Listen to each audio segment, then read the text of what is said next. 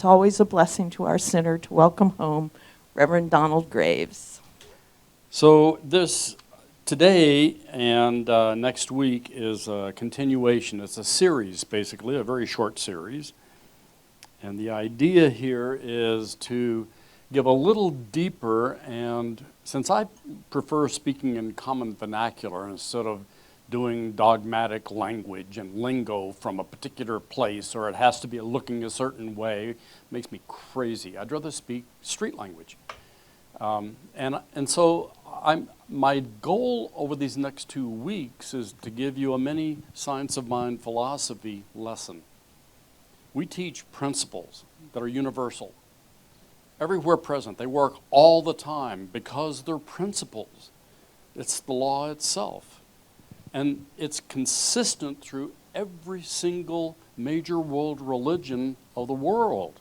It's major religions. If you put them stacked one on top of the other, look down through all of them, you're going to find these common principles.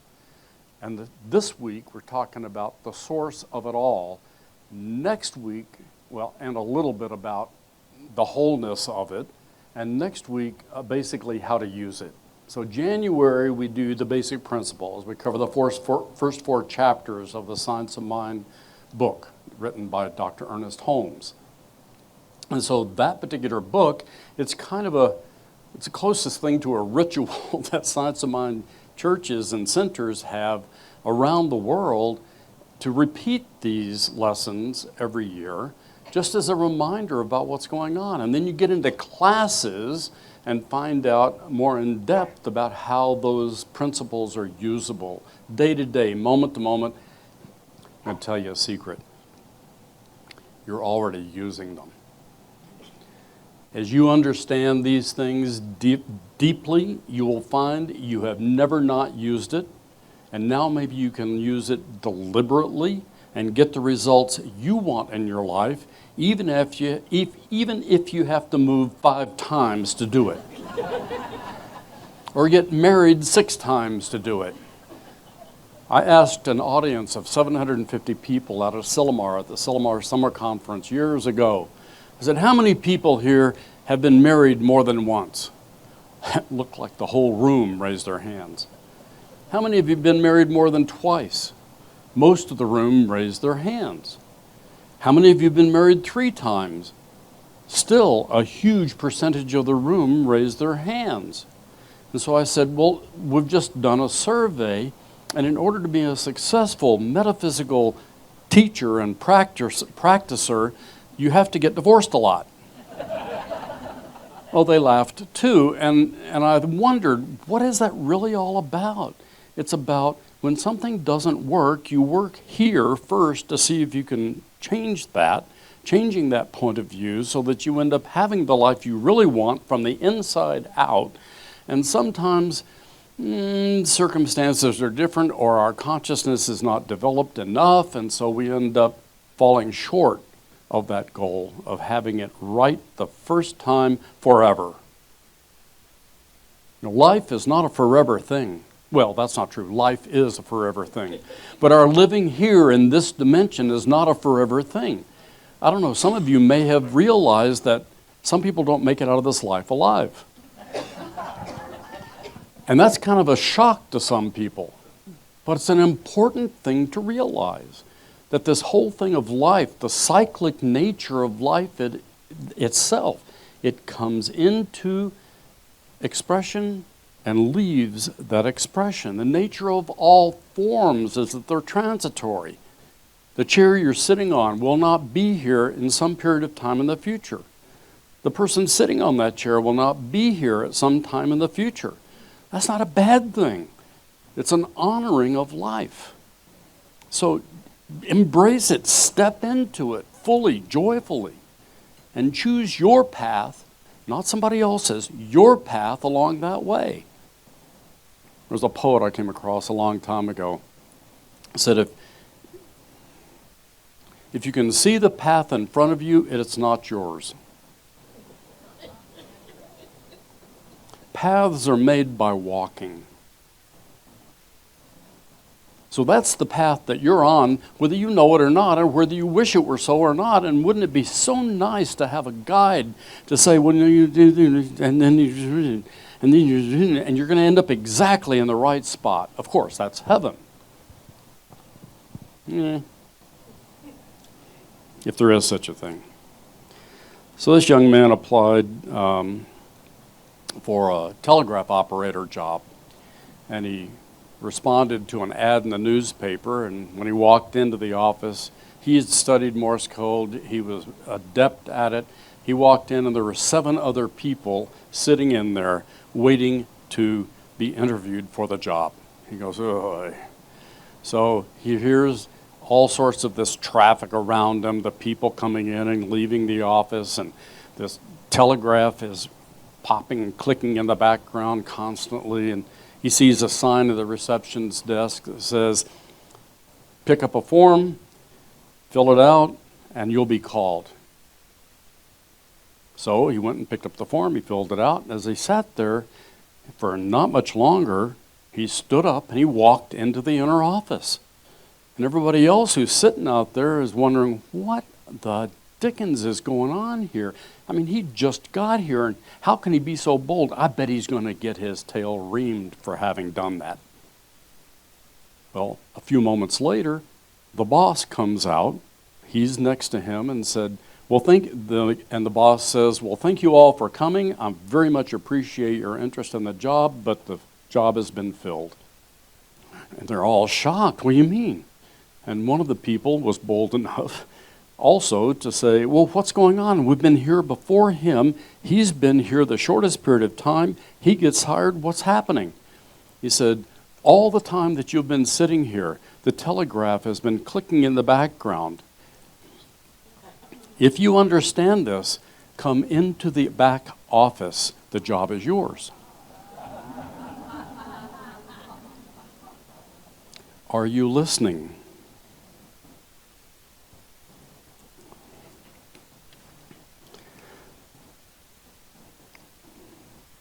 People don't want to hear the truth when they don't want their illusions destroyed. You may have found this true about yourself. You know, I'm not going to hear that. I'm going to stay the same. It's like there's something out there that's all messed up. It has nothing to do with me. I'm a victim of the world. You know, none of that ever happens around us.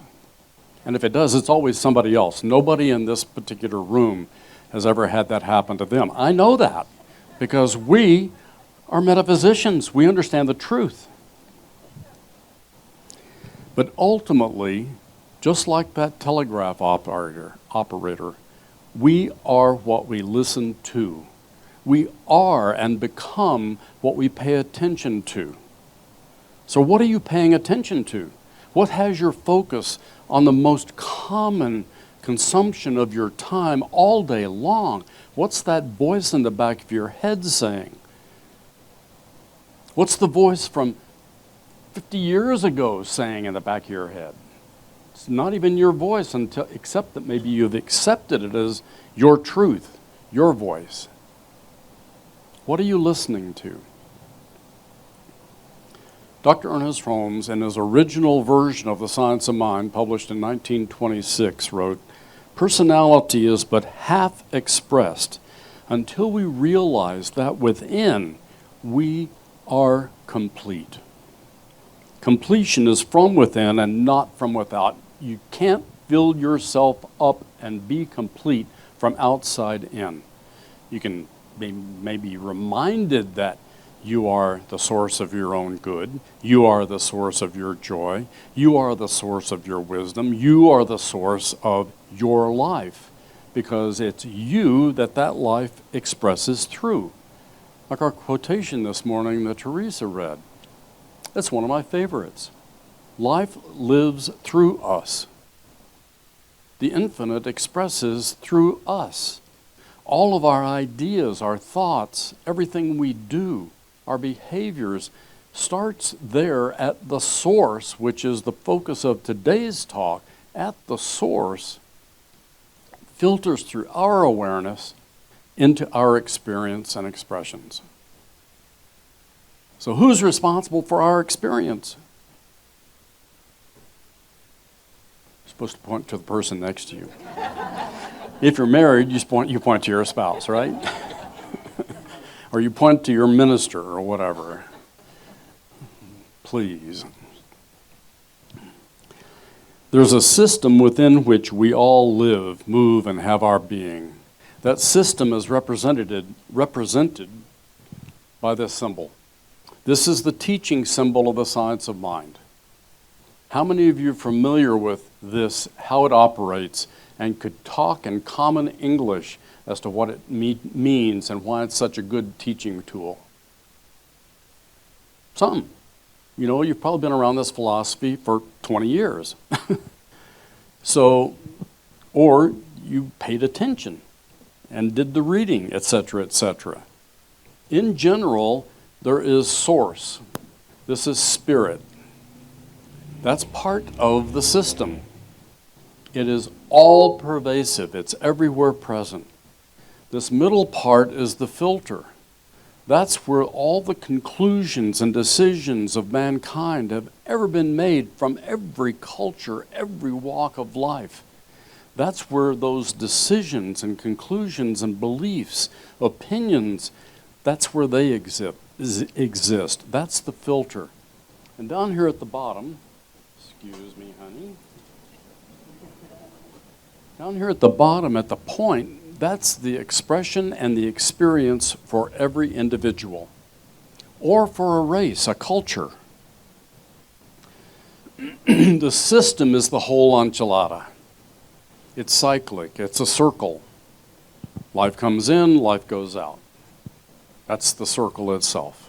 That system is whole, perfect, complete. Nothing's missing in it.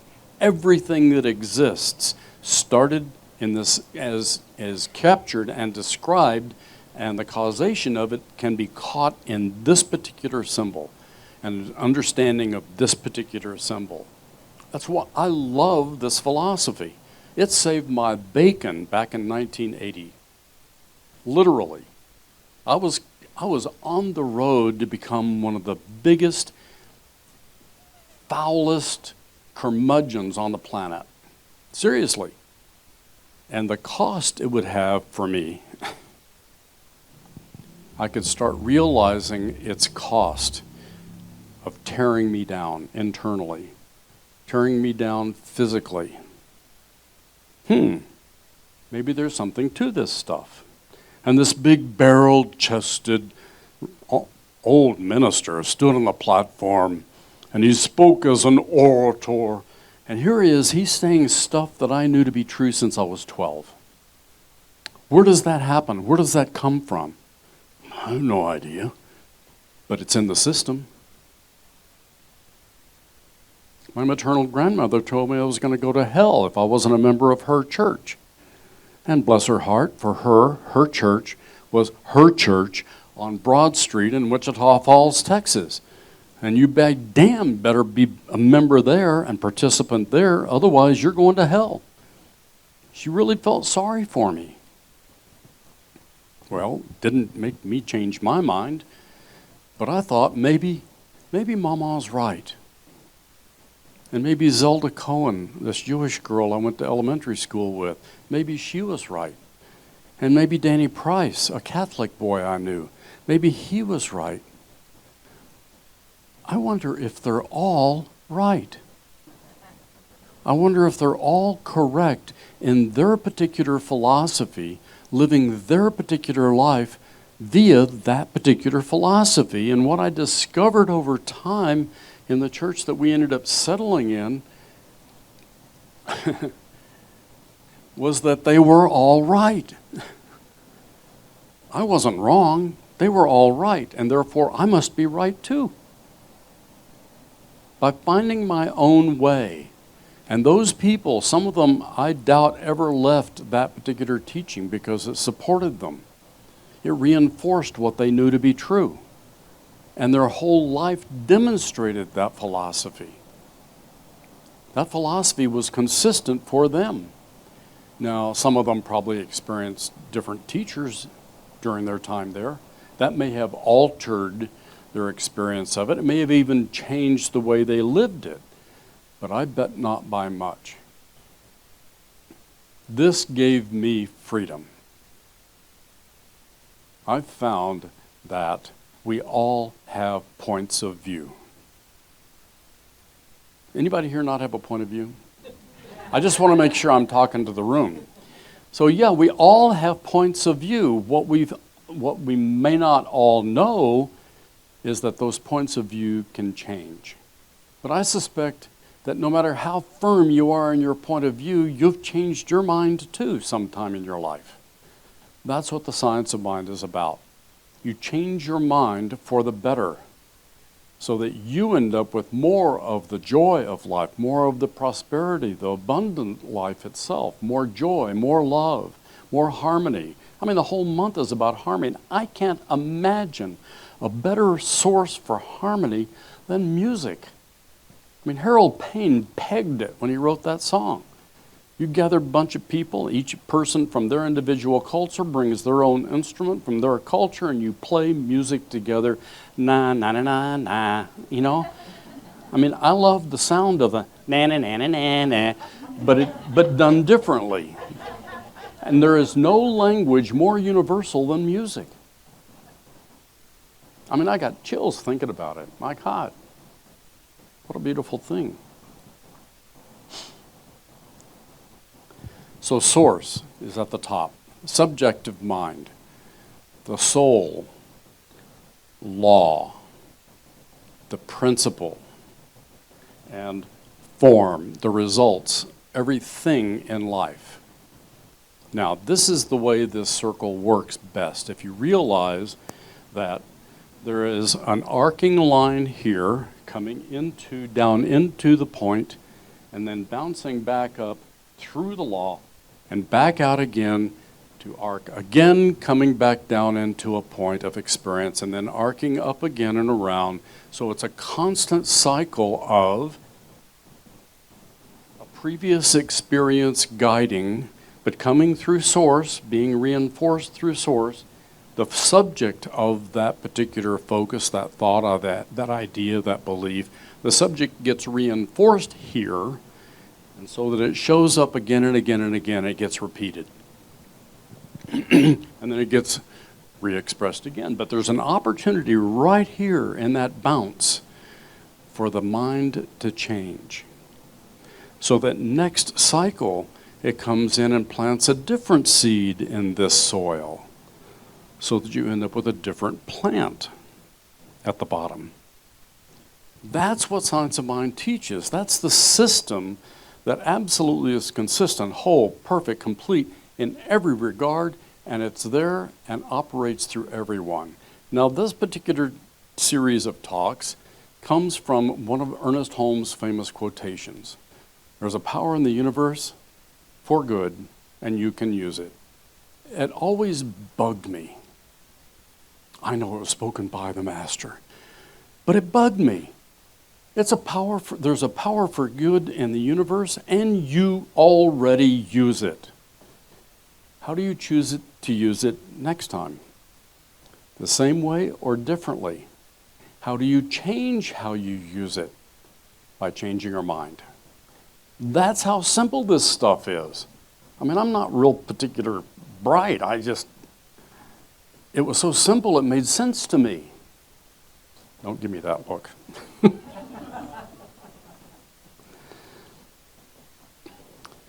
There's a famous proverb that God is that place where words fall short and thoughts turn back. There was a little book written by a Hindu teacher, a Hindu guru. I don't remember the name of the book. It wasn't relevant to me. What this line was important. This book was about 80 pages, 8-point font, and it starts by asking, what is God?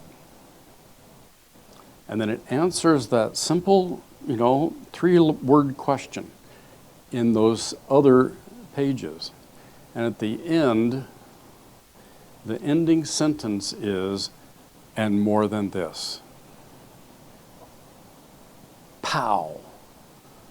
I thought, we can't limit God except through our own experience. We limit God. We put a label on what God is. We limit the potential of God. We limit our own experience by how we limit our definition of God. So Santa Claus is benign. Great presents, but somebody hands out the coal. Somebody who knows you gave you that coal. So we're the ones who shape the experiences and every expression that we offer through into life.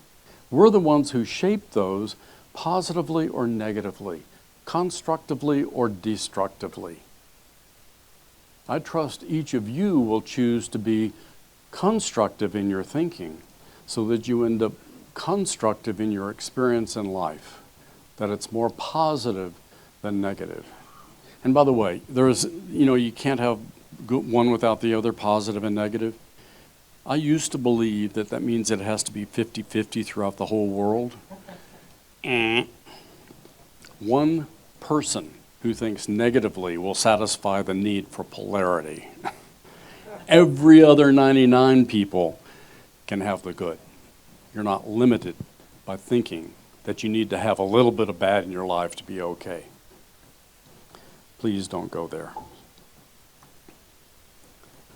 The universe loves us so much.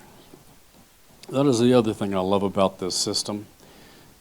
My spin on it is the universe loves us so much it is willing to have us kill ourselves and start all over until we get it right. Does that sound like a contradiction of terms?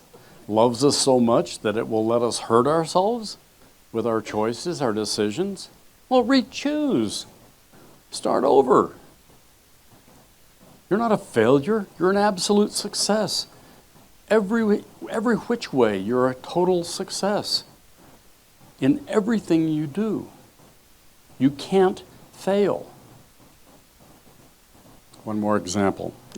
A buddy of mine, whom I've interacted with, played with, philosophized with for over 35 years,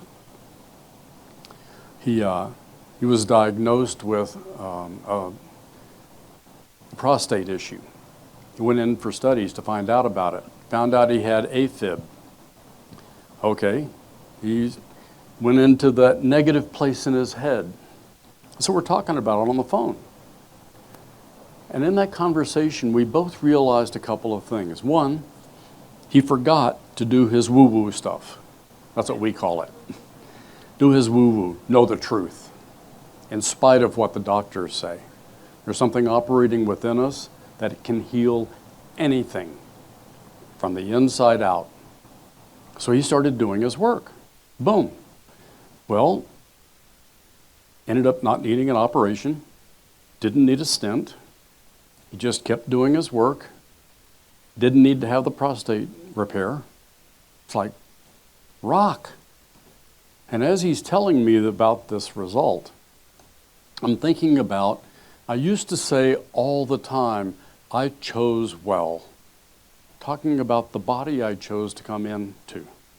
I chose well. My body has let me get away with doing stuff that nobody should be able to do. And I've survived it, kind of a thing. And I've healed quickly too. I chose well.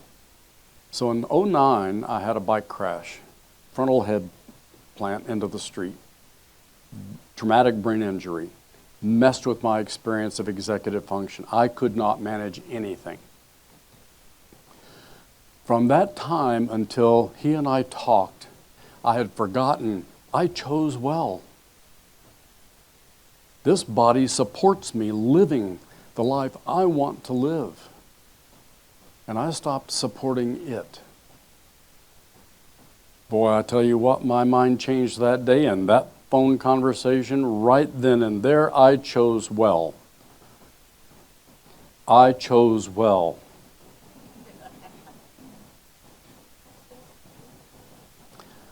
There's a power for good. There's a power of good. You use it. Ultimately, you are what you attend to. Ultimately, you are what you think about all day long. If necessary, think differently. If not, keep doing it. Bless you.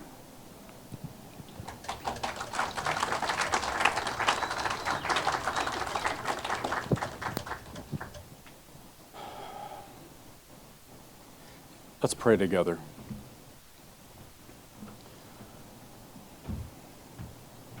This philosophy teaches the power of prayer. And I speak for you. I speak for your experience, for your life, for your good.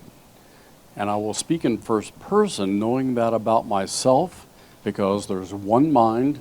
We all live, move, and have our being in that one mind. And so as I speak in first person, translate these words, if necessary, into your own for you and your life. And let's go within, let the harmonies in the background move you forward into accepting the reality of this truth.